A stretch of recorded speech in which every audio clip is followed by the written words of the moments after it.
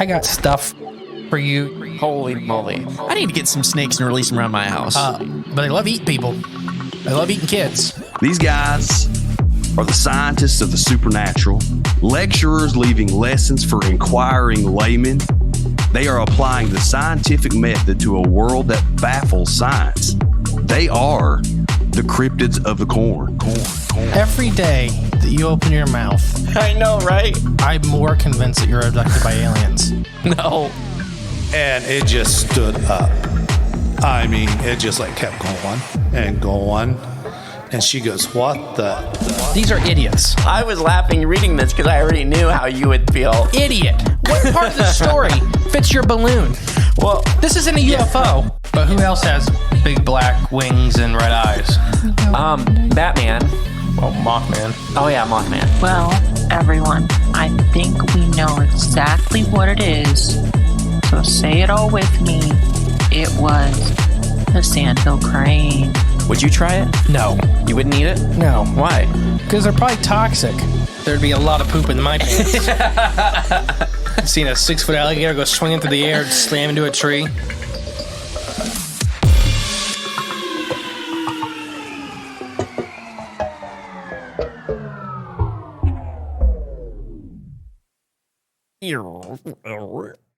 Welcome back to Cryptids of the Corn Podcast. I am the great and powerful mystery. And I'm J Clone 100. I don't know. I was searching for a number. It's the first one that popped out. I was seeing how long it could be quiet before you couldn't handle it, and it was not that long. That's what I figured. That's, yeah. We got some reviews to read. Ooh, all right. We got new reviews? Mm-hmm. Let me get them pulled up here. Yeah, right. We got any new Patreon members? Oh, probably. I don't have that list pulled up. Okay, we'll save that one for next week. Any new members? Thank you for joining. We got some new comments too through our Spotify, but that's still for another episode. Yeah, we'll have to do that on a Wednesday. Those guys over at the DW Shack just did an episode like that. Maybe we'll do it too. Yeah, that'd be fun. They're good for inspiration. I don't know where I left off on these, but Cookie Best said, "They're the best. I love listening to these guys. I love their setup where Mr. E reads and stops and asks Jay what's up or what for any questions so far. It's like you're hanging out with these guys and just having a conversation. And I should know I have sat with these guys at a convention. Very knowledgeable. Well, thank you, Cookie Best. Oh, yeah, Cookie. I wonder who Cookie is. Don't know. Don't know, but thank you. If we let you sit with us at the thing, we must enjoy your company. Sid Nunn is what I'm going to go with. The show, I find it very entertaining. I have learned a lot of things listening to them. Oh, good. Well, thank you, Sid. And that's what we're all about. Education and entertainment. Seth says, very entertaining. Love the podcast. Found you guys through Tony from the Confessionals podcast. I have found Mr. E and the J Clones very entertaining and very informative. Have learned so many things about the show, from cryptids to everyday animals. I love the biology aspect of the show. Keep up the great work, guys. Thank you. Yeah, thank you. I do think that's our biggest niche in this show, is bringing your biology expertise to it. And then my, I don't even know what you call it. Probably something you can't even say on air. By bringing that angle to it. Sure, yeah. That's fun. You ready for today's story? Yeah, what are we jumping into? A very short one. Ooh, why's that? Is it what? Let me guess. It's a J Clone episode. I don't think so. Why? Because you said it was a short one. Oh. You didn't catch. You do short jokes all the time. You didn't catch one when I do one to myself? Mm-mm. Oh, that's not unfair. All right. Okay. I thought that one you catch real fast. I didn't. I guess not. Apparently not. All right, what are we getting into? The Arzamassian monster. The Arzamassian monster. Okay. Where's this one from? Russia. Oh, Russia. 1700s. Okay. Now, they have a lot. I follow this guy on YouTube, and they have a lot of stuff. Oh, gosh, there's so much. And I need to reach out to him and see if we can get him on our show. But Paul Stonehill, he's a researcher is somewhere in Russia. I don't know. But he's got an awesome YouTube channel. He's always producing content, and it's always about like stuff like this. Stuff you hear that are from Russia that it's just not like worldwide, I guess. common knowledge. Yeah, So it's yeah. a lot of information buried there. Yeah, so I found this one, and there's another one I found that we'll do in a separate episode. Neither of them are very big encounters, Okay. but I think you'll find them very interesting nonetheless. You ready to get into it? Oh, yeah. So the story takes place on June 4th of 1719. An extremely heavy storm raged over the Arzamans in Russia. So that's where the Arzamassian monster comes from. After the storm had passed, something terrifyingly fell from the sky. Whether the creature fell as a direct result of the storm or from some unknown actions that happened way up in the atmosphere, no one can determine for certain. Well, whatever the case may be, the corpse of the beast was discovered and was sent to Kirkarma in St. Petersburg on the behest of Peter the Great. To quote the quote, this is supposedly a quote that Peter had put forth about the monster. Okay. If someone finds any wonder, monster, or a freak, he should immediately send it to Kern in St. Petersburg, because it is not from the devil, but from the nature. Interesting.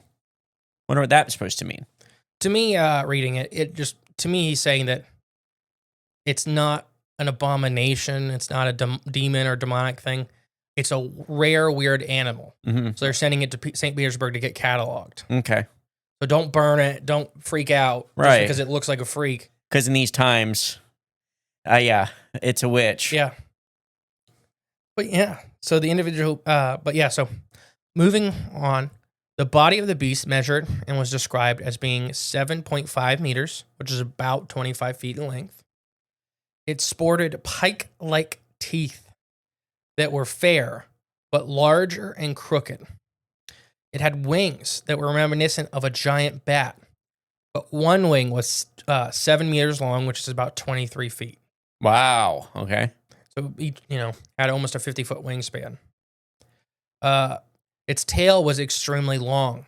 It by itself was 3 meters, which is about 10 feet long. So it's wider than it is long? Yeah. Okay. Big giant wings. Yeah. Long thin tail. Big flat head. Its legs were said to be smooth, and its talons were like that of an eagle, but it had tiny little legs. It had palms on its wings, where it had 4 fingers and claws, ending things off. It was said, too, that it had eyes, although lifeless and more fierce. All things considered, this thing is a pretty foreboding creature to find, even if it was dead. Luckily, those who'd found it had the foresight to place the carcass in a wine-filled barrel in order to preserve it. Alas, that wasn't meant, since in that case the amazing discovery was made. It got lost en route in the barrels. Oh, no. Somebody started drinking. Yeah, I'll just say, someone's drinking some interesting wine. Mm-hmm. This is a funny year. No, that was my impression of the person tasting that bottle. Yeah, so that's pretty much the whole story. Wonder what, I've never heard of preserving things in wine before. Alcohol. Right, alcohol, yes. Yeah, they knew that, they knew all kinds of preserving things, but yeah, if you put things in high enough wine, it will preserve them. Yeah, I've never heard of that before. Just that particular method with wine specifically. But alcohol, yes, absolutely. So whenever we ran out of formaldehyde out in the field, yeah, we would have to buy stuff like Everclear. Yep. Oh, which gosh. was at the end of the year the hardest thing, because we worked for a nonprofit, so you weren't allowed to buy, even with our food stipends and stuff. They never paid for alcohol. Yeah. So it was always a thing where, yes, we bought a bottle of Everclear on the company card, but it was for it's called fixing fish. Yeah. But it's preserving fish. It was always a fight. Having to explain that. Mm-hmm. I swear. We had a normal accountant. Okay. So the accountant, did accounting for several nonprofit businesses or whatever. Yeah. And so they weren't a biologist or anything like that. So it was always just like, yeah, sure. Okay, buddy. Yeah. So is this Coke and Crown Royal? That's also for preserving. yeah, it was. Right. Yeah. I swear. Yeah. So before I get into a little more details, what do you think? I think I think I know what this is. Oh, do you? I do. Go ahead. I think it's an atmospheric creature. I think you're right. I think it's one of the we talked about like the twister worm things. Oh, Or maybe not specifically that, because they talked about having the wide jaw, but the creatures that fill that niche, like predators. Yeah, with the pike-like teeth, it just seems like something that would like almost snaring birds or something, or other creatures out of the air. So remember when we did a manta ray mayhem a while ago. Okay. That was one of the episodes of atmospheric creatures. It's either, I don't know if it's either a separate species or if it's a life cycle, like a life stage Of like the pterosaurs? of atmospheric manta rays, Oh, okay. Oh, yes. Okay. where they have the predatory stage. Yeah. As juveniles. The younger, yep. Because this size was the ones from like Provo, Utah, where they're dark membranous wings that have like spines in them, Yeah, and they're said to eat things right. like dogs and that kind of stuff. Aggressive Yeah. predators, yeah. So the big wide head, modern depictions of this thing draw it much more like a dragon, but the very simple descriptions we get of it before really doesn't sound like a true dragon to me. Giant membranous wings, a big fat wide head, 2 big black eyes, tiny little legs, and then a big long tail. And the pike-like teeth. Just big teeth. Yeah. The needle, like, Like anglerfish teeth. yes, that's what I pictured, yeah. I think this may be some type of atmospheric creature, and I think it may even be one of the earlier stages of the giant manta rays. We talked about like sauropods, for example. Titanosaurs, the really, really big guys, got 100 feet tall. They were herbivores as adults, but we are pretty confident that they had a carnivorous stage where they would eat anything they could find, whether it was carrion or whatever, because it allowed them to grow faster to get out of the food chain. Right. The whole point was to get big enough not to be bothered. So nothing mess with you, yep. Yeah.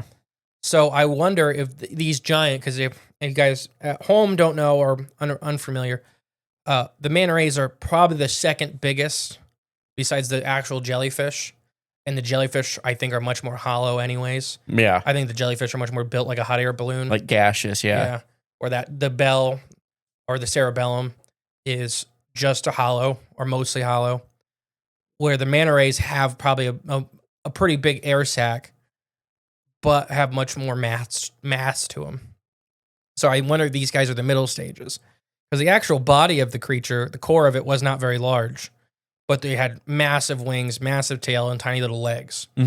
So when we talked about the ones, the Chilean dog eaters, which were just like the manta rays, Yeah. but tiny, like people size. Right, yeah. They had 4 limbs, like little clawed limbs that they would land and feed and eat and then fly. So the whole theory in the Manta Ray Mayhem episode was that they migrate or up the coast over the U.S., and then when they hit the Appalachians, they ride the thermal vent up and get back up into the atmosphere. Because I really do think that the atmospheric manta rays reproduce in water. They lay eggs or larvae in water. I think they're still very tied to the ocean or lakes or rivers or something. Some body of water. Yeah. No, I don't know. I mean, I think you could be right on that, or it could be just some other it could be atmospheric a whole different creature that fills that niche of a predator behavior. But I thought it was just really interesting that Peter the Great, made note of it, of collecting weird specimens. Yes, specifically, and saying they're not from the devil, they're not abominations, they're not demons. That's interesting too. So I have some stuff written. Imagine though a president modern day saying anything remotely close to that. I mean, Teddy would have been the last one that we had. Exactly. That stuff's gone now, and the only way it would happen now if an AI video made it happen. Yeah, which it probably already did. There's some really funny AI videos. There is, but that's such a snowball wormhole. Oh, I know. It's not worth it. Anyways, so some theories. This could be an actual dragon, is the first one. And we've talked about dragons are real. We've done that several times. Where I do think there could have either been extremely lightly built reptiles that were flying, that co-evolved or re-evolved into the pterosaur niche. They would not have been extremely tough, but they would have been extremely scary looking. Like Quetzalcoatlus, they have one at the the Toledo Zoo, a Quetzalcoatl statue, life size. Yeah. And it's huge, but it weighed 550 pounds. Yeah. So it weighed around 2 of me, but it's 22 feet tall and has a 52-foot wingspan. Right. Yeah. But if it grabbed me, there's a chance I could break its wing. Right. If you grabbed it, if you didn't just get stabbed to death immediately. Right. Yeah. So these giant flying reptiles, I do think that there were either they are surviving pterosaurs, re-evolved reptiles, or just a whole nother clade of animals that were once more common and due to the hero complex became much more rare. Mhm. And the ones that survived, like we talked about, was it Pine Mountain Devils, which literally kind of looked like a little dragon. It was another European country we talked about. Trying to remember. Where they had small dragons like in the northern mountains where they said that, they're still there. We talked about in our Dinosaurs Alive, like season finale. Oh, gosh. But yeah, they just said, that's the mountain with the flying lizards. Yeah. Okay. They're not, as long as you don't really try to attack them, they steal a sheep every once in a while. But right. And they don't they're not really gonna bother grab you. you. I do think, too, the dragon term, it's just like Bigfoot. Mm-hmm. It's it's an umbrella term. Anything with big wings was called a dragon. Right. Or maybe not even wings, just big lizard, anything big, scary could have been dragon. Because what did we do just recently? North American brute dragons. Yeah. Oh, yeah. The long-legged giant crocodile. Yeah. Like Briannosuchus. Yeah. I think that was it. Yeah. Yeah. So I think that there's a chance that this may have been one of those creatures. The Kangamoto down in Africa, it kind of fits a similar bill. Yeah. With just aggressive, big teeth, but very, weakly built. And what we talk about with flying atmospheric creatures, when do sightings occur? Right before and right after storm systems. Yeah. So this storm system was so grand that it was reported all over Russia at the time. Oh, okay. I kind of forgot that detail of the story. Mm-hmm. So yeah, I think it is an actual atmospheric creature. Nothing, no abomination, just like Peter the Great said. And in this case, it could still be a reptile. Yeah. We never really talk about reptiles being up there, but every other, it's mostly invertebrate clades of life, the giant gas fields. But if there were dragons, oh gosh, what is that? There's a show about this where they're hunting dragons in airships, and dragons are pretty much like giant jellyfish or sea slugs and stuff like that. But they have some that they can never mess with because there's the higher up in the atmosphere you go, the more dangerous or the bigger they get. Oh, wow. They're guarding the firmament. Yeah. Maybe that's their role. I think it's like the reverse ocean. The deeper you go, right, the bigger and scarier the things get. I agree with that. So these could be reptiles. These could just be normal flying creatures. Yeah, I got another one. Could be a hoax. Yeah, that's always a possibility. It's not an official theory that anybody's really put out there. A big reason why some people bring it up that it could be a hoax is just because the clinically small amount of information available on the internet about this thing. Yeah. And it's 1719 in rural Russia. It's quite a few years ago. And an area where the storm did happen. We have documents from across the country about this horrible, horrible thunderstorm. Mm-hmm. But yeah, so there's a chance. Yeah, I don't know. Yeah, it could be somebody rewriting history. Mm-hmm. But we don't know. We'll never know. But we do know creatures do exist in the atmosphere. Yeah. Next one is, so this one was put forward that it was an abnormally large bird. Fair, okay. That it was, there is psychologists that put forth why dragons look the way they do. Okay. In cultures around the world. Mm-hmm. Is because people have an innate fear of snakes, crocodilians, and large birds. Okay. Because depending like ostriches? No, more like eagles. Okay. Because that's the eagle ends up in a lot of monsters that eats people, like griffins and Or that old, what was that story? The Greek story or Roman, where they tied that guy to the tree and that Prometheus. bird. And that bird, yeah, was that the bird that kept eating? Yeah, it was a golden eagle and a lot of stuff, but some people say it was a rock. That what? A rock, R-O-K. Oh, okay. Which That was is eating them. yeah, that is it's like their version of a thunderbird. Right. Yep. Rocks would carry elephants off and stuff like that. Gosh. They said Right. Imagine seeing that. an elephant being carried off. Yes. So this may be something like a Steller sea eagle, a Washington's eagle, a condor that is way away from home. Mm-hmm. You know, an extremely odd bird. The teeth doesn't make sense, but you know that could be embellishments and fear. Yeah. And the storm system, you know, it could have been riding the thermal vent, and they just couldn't keep up anymore. Yeah, but I'd imagine though that if this thing was seen in this description they give, probably not a bird. Yeah, I'd just imagine. yeah. I mean, I personally don't think it was a large bird. Right. But Yeah. that is one out there, and you know, through the annals of history, enough little details could have been changed from what it looked like as a giant bird to a dragon. And once you get enough like dragon details, now the whole thing's gonna flip over to a dragon. Yeah. So yeah. Or serpent, whatever you want to fall under. Mm-hmm. Yeah, I don't know. This is interesting. I love the different cryptids from different countries and how they deal with them, and that it's very, very interesting. So there's another one with this case that is not the same year, but kind of close in years. Okay. With what may have been one of the last dragon migrations. Interesting. Migrating dragons. I'm still looking for more info on it, Yeah. but it was over 3 days. Hundreds of dragons were seen through the sky flying, and they were described like this thing, about this size and this look. Oh my gosh. And it was Russia too, Okay. where it may have been the last dragon migration, or one of the last dragon migrations, where they still had Yeah. enough numbers to go breed somewhere. When they had one last meeting to decide we're hiding for the next 2 centuries, Or it, 2,000 centuries. I don't know. where it was even if it was manta rays, a school of manta rays, these giant flying creatures. Yeah. And they maybe the pollutions and stuff has really cut back their numbers, so we don't see the young ones very much anymore.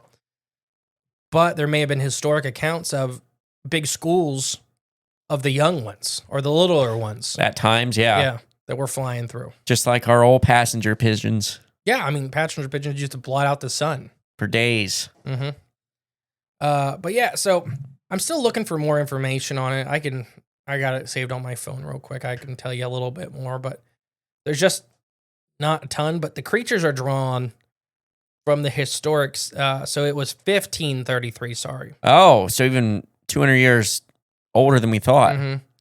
So they're drawn like with long tails, extremely large wings, a big flat head, where their legs, let's say it was a lizard, where their legs and arms should be, are just little tendrils. Like protuberances. Yeah, whether they're tentacles or whatever. And they're drawn with, some of them are drawn with big yellow crowns, and some of them don't have it. So I've seen people suggest that it was sexual dimorphism between the males and females. That's what I was going to suggest. So this is a breeding cloud or something like that, or a breeding gathering. Uh-huh. So they're showing off, but they're not really drawn like reptiles. They're really drawn like giant sea animals with wings. Does it seem like amphibious, maybe? Sure. Okay. I mean, they look like giant salamanders almost with wings. I wonder, In the drawings. with all that water in our atmosphere, too, that would make sense having, like, breathable amphibious skin. Yeah. To be able to breathe. Because I don't know what the oxygen level's like. You know, they say the higher you go up, the oxygen's less, right? I remember seeing that on Yes TV or and no. shows. Like, you go up high in a mountain. Yeah. It's hard to breathe. That's just in our atmosphere. Right. So I don't know how different. Our layer of the atmosphere. Correct. I knew what you meant. Yeah. But I do think that it goes back up, like we talked about with the temperatures. Mm-hmm. I think it's not only dependent on temperatures, it's also depending on, you don't like the word, but like the gravity of the area, because gases start sorting themselves out. Right. That's why we talk like the top of the mesosphere into like the ionosphere and stuff like that. Mm-hmm. Gases are literally layered on top of each other. They're not mixing anymore. Gotcha. Okay. So it'd be very hard for complex life to be sustaining in there. Right.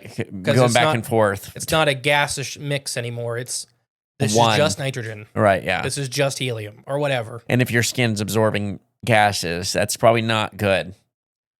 You know, to be flying around the helium layer. But I bet you they'd, when they come out of it, they sound like this. No, that was dumb. Yeah, I don't know. Like I love hearing like the foreign, the other countries and cryptids and their accounts and how they document them.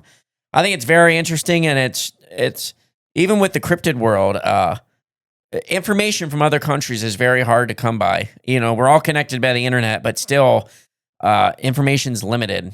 It's so when you get good details from other places, to me, I just love hearing about it. So I can give you this real quick because here's the translation of the painting. Okay. I found this is all I have, so I have no validity to this. But I would love to do a full episode on it because I do think it's atmospheric creatures breeding.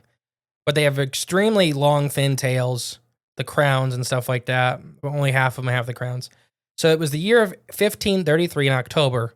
Flying dragons were seen over Bornemy in Vogeland, which was a small area aside of the Ashers, a city in the Czech Republic now. Okay. So that's that area. So not Russia, but not too far from Russia. Right. Just Eastern Europe. The creatures had a crest on their head, a snout like a pig, and 2 extremely large wings. This spectacular view went on for several days. People claiming over 400 individuals, both large and small, flying together in mixed clouds. Interesting. And they look very similar to the creature described here that was dead. So that first migration thing was 1500s, and then the creature that was dead 200 years later. 200 years later, And then wow. 300 years later is now. Roughly, yes. Yes, yeah. I wonder if something happened in the because that'd be during the Cold War, roughly, or just after World War II. The 1900s? When, 200 years after the 1700. If it happens in 200-year increments, it happened during the Cold War. Maybe there was another migration that we just don't know because, it's behind the Iron Curtain. Oh, it could be. It could be. I think they're dead, though.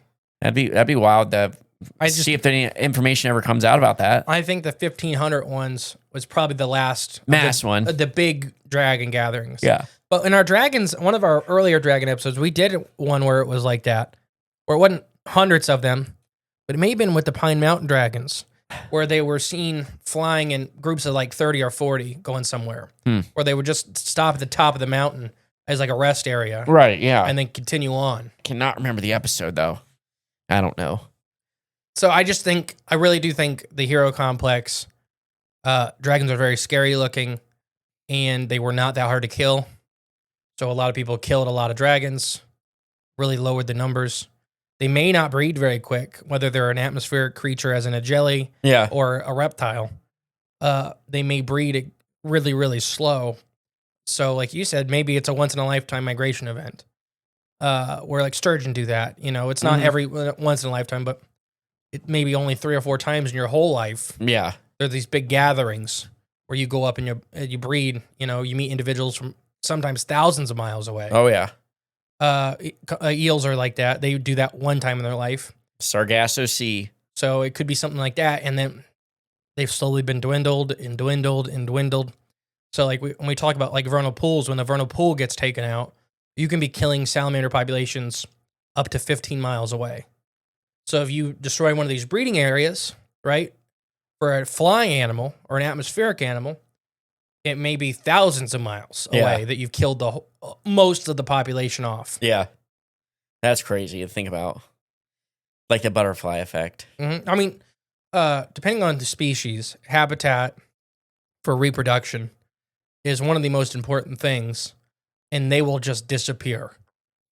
We've talked about it with smallmouth buffalo, which is a fish here in Ohio, where as biologists, we're very, very worried that they're functionally extinct because they live a long time. They live over 100 years, and we don't find babies anymore.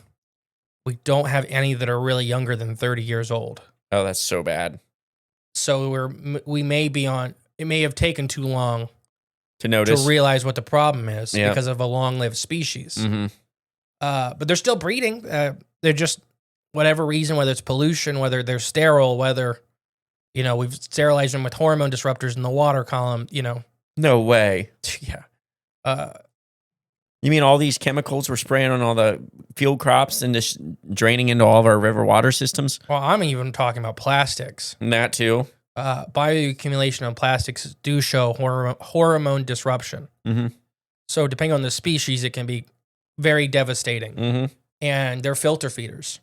So they bioaccumulate microplastics and way toxins faster than extremely quick.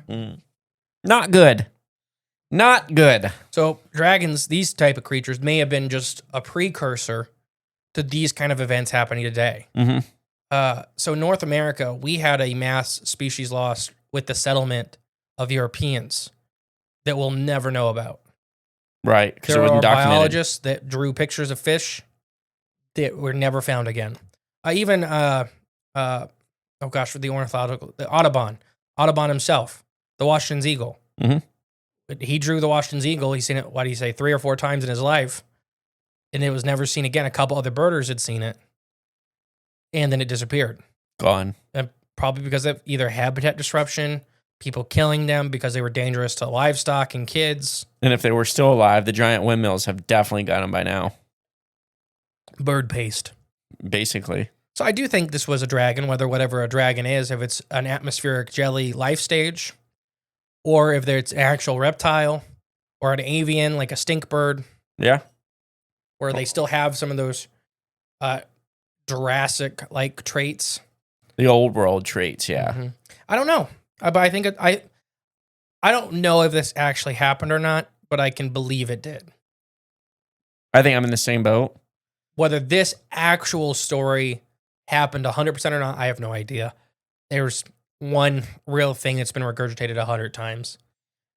But this really reminded me of the Crosswick Monster, of the modern atmospheric jelly stuff, big storms, crashes, starts dying.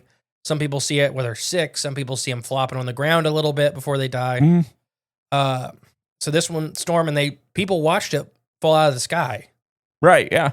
And too, if Peter the Great's quote is factual and true, I mean, it was happening enough to where he had to make point to collect these things. Stop burning them. Right, yeah. They're not demons. So that was probably happening too. So yeah, that's... And I do think Russia and Europe, I think there's been a lot more... how do I say this? There's been structured civilization there for a long time. Yes. So I think a lot of the odd fauna were killed out a long time ago before other areas, which South America had some amazingly complex structures, but it also had vast wildernesses still, where you look at Europe, didn't. Right, yeah. You know, the number of people, it was much small. It was the same number of people, much smaller area. Gotcha. Even though like the great South American cities were just bigger than London at the same time when they were active. They still had stuff. Like right. They had wildlands. They had areas for the creatures to hide and disappear. And a little different. Yeah. I don't know. Hopefully you guys enjoyed this short atmospheric creatures episode. Yeah, it's a fun little story. I love the atmospheric creatures. Yep. Well, I have been the great and powerful Mr. E. And I've been J-Clone 100. We'll catch you next week, guys. Bye. Hey guys, thank you for listening to Cryptids the Corn podcast. Remember, the best way to support the show is share it with a friend. But if you are craving more of the J clones and more from Mr. E, there's always extra content on Patreon and our paid member space on cryptidsofthecorn.com. We'll catch you next time with more exciting, fun, and informative information. Bye.